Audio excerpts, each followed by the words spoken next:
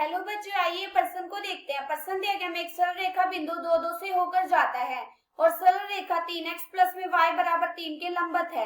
इस सरल रेखा का y अंतःखंड ज्ञात करना है। हमें 4 विकल्प दे रखे हैं बच्चों, चारों में से किसी एक विकल्प का चयन करना है। हमें पहला विकल्प दे रखा है 1/3, दूसरा दे रखा 2/3, तीसरा दे रखा 4/3 और चौथा दे रखा इनमें से कोई नहीं। बच्चों, इस प्रश्न की जो हमारी मुख्य अवधारणा वो क्या बनती है? मुख्य अवधारणा।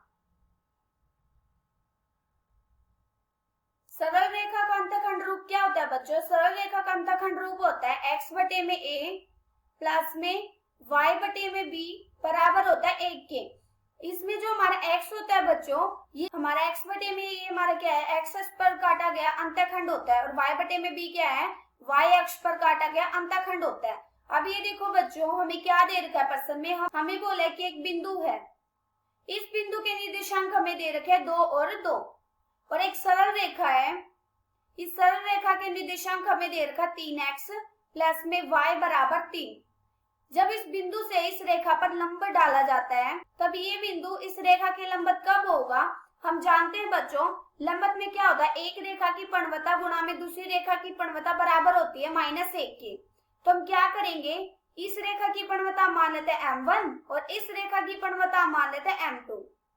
जब दो रेखाएं लंबवत होती है तो एक रेखा की पणवता गुणा में दूसरी रेखा की पणवता बराबर होती है -1 के। हम क्या करेंगे? इस प्रश्न में हमें सबसे पहले पणवता निकालनी पड़ेगी, मतलब इस m1 और m2 निकालना पड़ेगा। फिर हम क्या करेंगे? इस रेखा का जो हमारा एक सरल रेखा का एक बिंदु रूप होता है ना, वो क्या होता है? वो होता है हमारा y माइनस में y1 बराबर m गुणा में x माइनस में x1।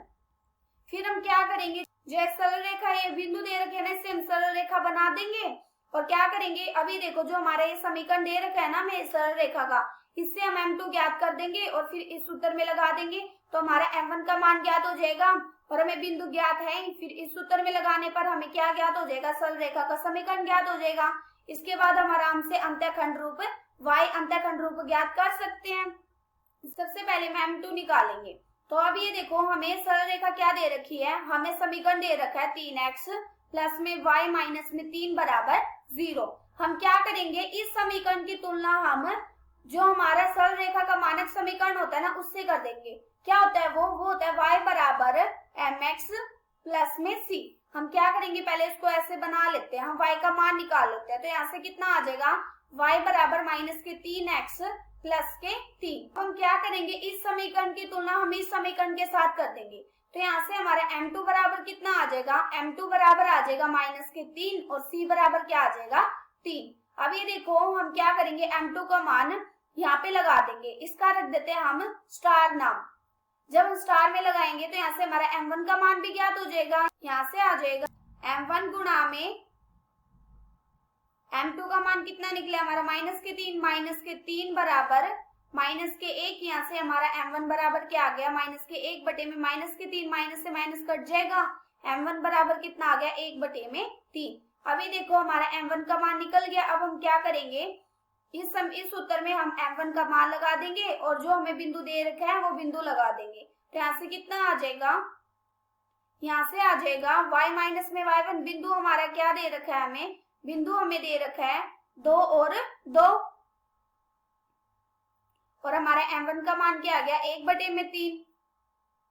हम जानते ही हमारा क्या होता है? x1 होता है, ये हमारा क्या होता है? y1। तो यहाँ से कितना आ गया? y माइनस में y1 होता है, y1 कितना हमारा 2, फिर बराबर 1 बटे में 3 गुणा में x माइनस में x1 मतलब x माइनस में 2।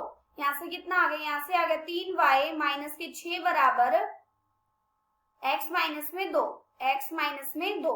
हम क्या करेंगे? 3y को दूसरी तरफ ले आएंगे तो कितना आ जाएगा? x माइनस में 3y और 6 को दूसरी तरफ लेंगे तो प्लस का हो जाएगा -2 प्लस के 6 बराबर 0। यहाँ से कितना आ गया? x माइनस में 3y प्लस के 4 बराबर 0। अब हम क्या करेंगे? इस समीकरण की तुलना हम सरल रेखा का जो अंतःखंड रूप था वो क्या था हमारा? वो था x बटे में a प्लस में y बटे में b बराबर 1। इससे तुलना कर देंगे तो कितना आ जाएगा? यहाँ से x माइनस में 3y बराबर -4। अभी देखो यहाँ पे दूसरी तरफ हमारा 1 है तो क्या करेंगे? इसकी दोनों तरफ -4 से भाग कर देंगे हम, तो कितना आ जाएगा, x बटे में -4, फिर -3 बटे में -4y बराबर -4 से -4 कट जाएगा तो 1 आ जाएगा, यहाँ से आ जाएगा -x बटे में 4, फिर इसके बाद कितना आ जाएगा y बटे में 4 बटे में 3 बराबर 1। यहाँ से कितना आ गया, यहाँ से आ गया x बटे में -4 प्लस में y बटे में 4 बटे में 3 बराबर 1। हम जानते हैं नीचे हमारा क्या है, a बराबर क्या है, a बराबर आ गया -4 और b बराबर क्या आ गया 4 बटे में 3। हमें y अंतःखंड रूप ज्ञात करना था ना, और y अंतःखंड रूप हम जानते हैं क्या होता है हमारा, x बटे में a, जो हमारा a होता है ये हमारा क्या होता है, ये होता है हमारा x अक्ष पर काटा गया अंतःखंड रूप, और जो b होता है ये हमारा क्या होता है, y अक्ष पर काटा गया अंतःखंड रूप। अब ये देखो हमें y अक्ष पर काटा गया अंतःखंड रूप ज्ञात करना था, कितना आ गया हमारा 4 बटे में 3। अब हम देखते हैं कि कौन सा विकल्प सही है हमारा, C। आशा करती हूँ कि बच्चों आप सबको समझ आया होगा। धन्यवाद।